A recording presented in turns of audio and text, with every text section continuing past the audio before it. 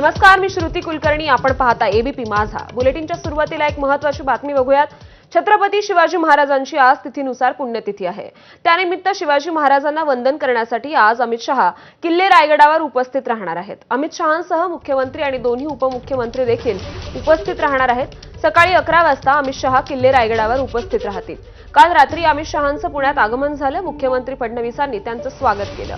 आज सकाळी अमित शहा सकाळी 10:30 वाजता रायगड किल्ल्याचा पायथा पाचाड इथे दाखल होऊन जिजाऊंना वंदन करणार आहेत.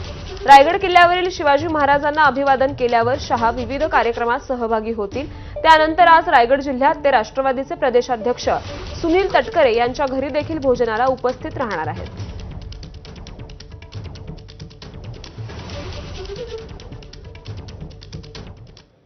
तर अमित शहा थोड्याच वेळात आता रायगडकडे रवाना होतील. पुण्याच्या रिट्झ हॉटेलमधून अमित शहा रायगडकडे रवाना होतील. अमित शहांसह मुख्यमंत्री देखील रायगडकडे रवाना होणार आहेत.